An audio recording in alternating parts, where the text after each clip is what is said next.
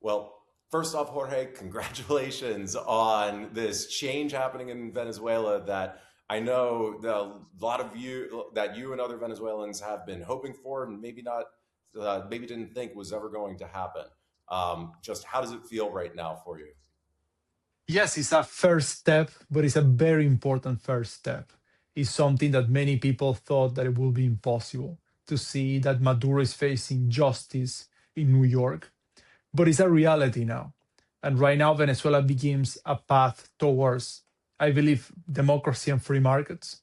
And it's a first step. We are not free yet, but it's one of the most important things that have happened, I would say, in the past 20 years in the region because Venezuela became a very bad actor in the region, a source of instability and economic collapse. And now we have the chance to rebuild it.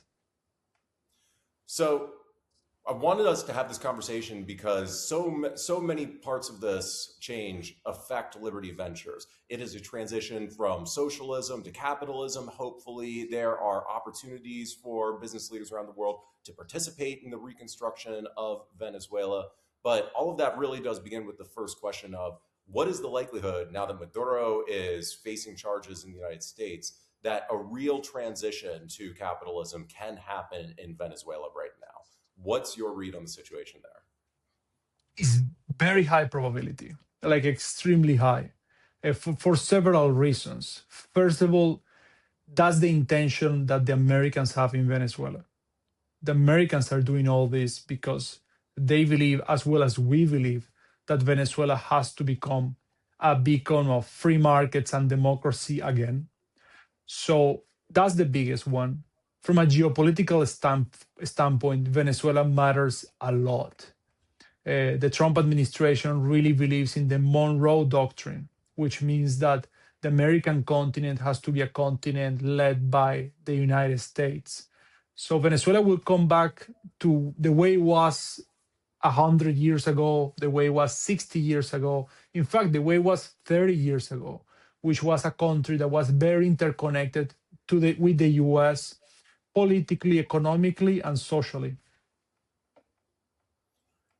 So that's great hope, and that's there's a lot of optimism coming from you right now. I'm going to play devil's advocate and say we're still in the early days here, and we don't. And even if the United States really wants this to happen, a lot of Maduro's cronies are still in charge of the system in Venezuela right now, and a lot can happen. What changes need to take place for this transition to succeed? Yes, as you mentioned, there is several cronies still in Venezuela. There is criminal groups still in Venezuela. There is foreign adversaries with still operations in Venezuela, like Iran, like China, etc. I really think that the most important aspect is the aspect of security on the ground because without security, you don't have economic development. You also cannot have free and fair elections. If you don't provide security on the ground, you cannot have good people coming back to Venezuela to lead a transition government and the rebuilding of a state.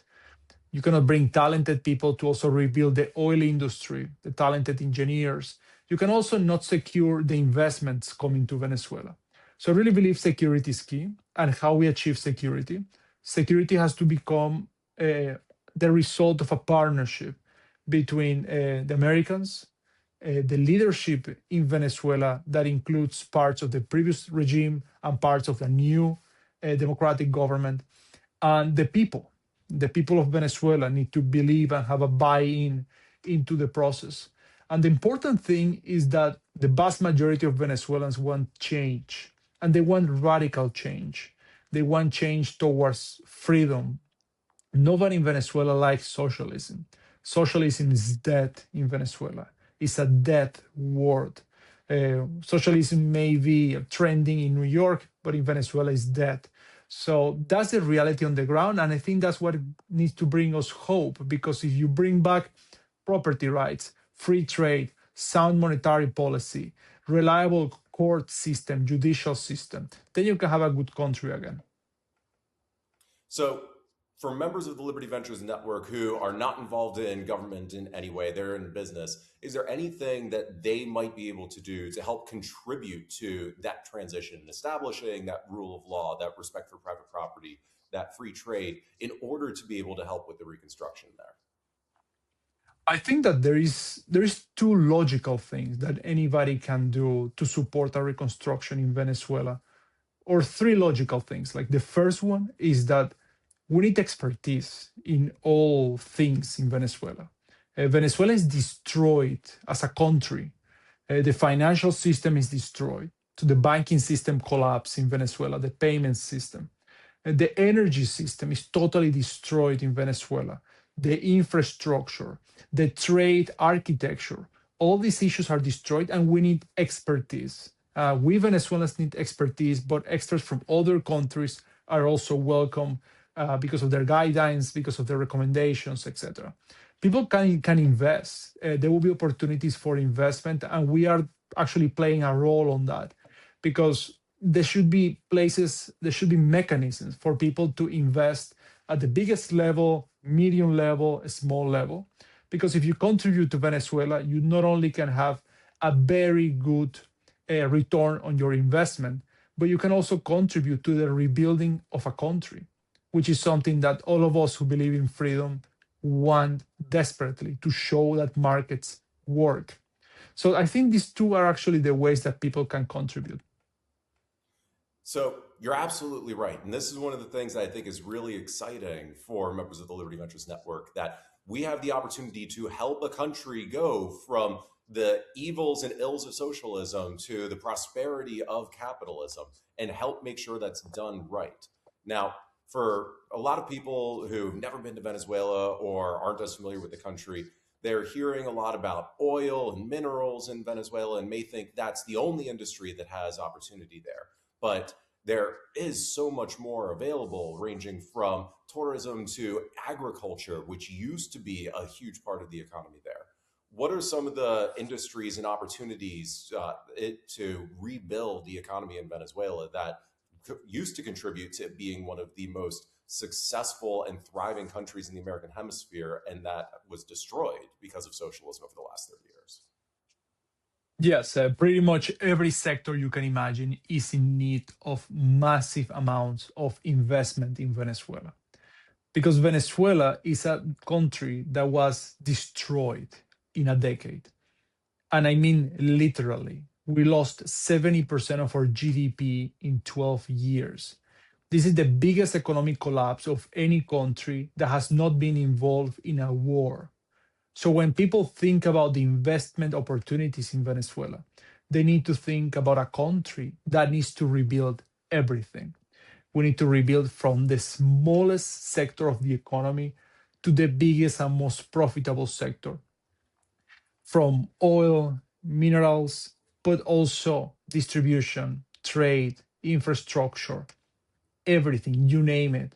Because Venezuelans don't have access to markets for the past 15 years. S- So in Venezuela, there is need of everything that you can imagine. There is no production of anything in Venezuela. So we need to start producing again. Agriculture has to be reactivated again, the energy sector. And Venezuela, for people that have never been there, is an energy paradise. There is so much energy available. And when I said energy, I mean not only oil, but hydro and other forms of energy that is just there and is extremely underutilized. But at the same time, if you have energy, you can pretty much do everything. Right now, there is a huge demand of, for example, data centers in the US. So you can build data centers in Venezuela by a fraction of the price that you would do in the US. I know there is many people in our community that are also Bitcoin miners. Well, imagine mining Bitcoin in Venezuela where the energy is so abundant and so cheap. There is people, the heroes that may be in the financial sector that are working in digital assets or in fintech. Well, imagine a country in which you have 25 million people desperate for financial instruments because the whole banking sector collapsed. So Venezuela needs to be seen as an opportunity for investments, I believe, of all kind. So that is all really exciting. And the corollary I want you to dig into is what you said about investments of all sizes in addition to all industries. Again, the media is focusing on the big players, the big oil companies like Chevron and Exxon doing more there. But what are the opportunities for smaller players, whether they're investors or businesses from the United States or Europe, coming in and being able to help out? Well, there will be incredible opportunities for them too, for the simple reason that right now we have the technology to make these smaller investments possible. Like people still believe that foreign direct investment is the way it used to be in the 90s, where it was big conglomerates or corporations bringing billions of dollars. But right now, there is ways of people just to invest a smaller amount of money. This is something that we need to work on because right now these financial corridors do not exist. Venezuela is a sanctioned country. Venezuela has been sanctioned since 2017, more heavily since 2019. So to move money inside Venezuela and outside Venezuela, we will need to create financial corridors that are efficient, that are compliant, and that allows people to invest at all levels, at the macro level, but also at the smaller levels. And we can use the power of the new technologies. We can use tokenization, for example, to ensure the property rights and to ensure that people with less amount of capital can also deploy in Venezuela. But all these things have to be built. I'm thinking about things that should be done because Venezuela, again, has been closed to markets for a couple of decades. So it still needs to be built. There's a lot of opportunity with that. What's your recommendation for anyone outside of Venezuela who's watching the situation right now to do in order to evaluate if it's the right time to go in or how to go in and help? The most important thing for somebody who is outside is that they need to rely on a trusted partner, somebody that they know, somebody that they understand, because it's going into a completely different environment that they're used to. Think about, for example, people that want to invest in other countries. Think about investing in India. You cannot do it if you don't know the situation on the ground. Well, in Venezuela, it's even more complex because you need to know somebody who understands the situation, who has political connections inside the country and outside the country, who understand the real risk. The amount of misinformation that I have seen on Venezuela is huge simply because it's a very trending topic and people speak about it, people write about it, but they don't understand the details. So, for example, with the oil industry, I heard so many people speaking about how because Venezuela was freed on Saturday, oil prices will decline because there will be more supply on Monday. That doesn't make much sense because for Venezuela to rebuild its oil industry will take a decade. Just to bring 2.5 more million barrels of production per day, it will take a decade and $60 billion. So small details like that. So you need somebody that you trust, that you understand, and that they understand the situation in Venezuela. So that all sounds about right. I mean, just personally, Jorge, how excited are you about what's going on right now? And do you have any plans on getting back to Venezuela to help to be a part of this? I'm very excited. I'm very optimistic. I'm very optimistic about the fact that a window of opportunity opened in my country. I understand the risk and I understand how dangerous the situation still is on the ground. But I'm very excited because for far too long, many people thought that Venezuela will be forgotten and that we will have a dictatorship of Maduro for our entire life, and that the country that grew up will always become a country of tyranny, authoritarianism, of socialism. But now we have a chance to rebuild it. And this is something very exciting for me. I will definitely come back to Venezuela because it's a commitment that I have. I think it's a commitment that I have since you and I met, how many, 8 years ago or 7 years ago. Because when you grow up in a country in which you see family members crying because elections are stolen, or you see people depressed because their business was taken away. I know people who lost their entire life savings in a week. So when you grow up in that kind of environment, the way I grew up, because that's everything I knew about my country was that, then it becomes personal for you. It really becomes personal because many people believe in markets and believe in capitalism because of intellectual ideas, because they read Friedman, because they read Hayek, because they feel the importance of human freedom. But for somebody like me, it's because I saw how devastating was the effects of socialism.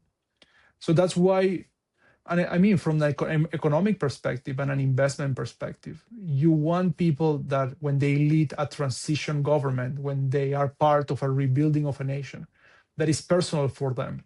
And I think that people like myself will come back to Venezuela. We will do it because it's extremely personal for us to rebuild our country.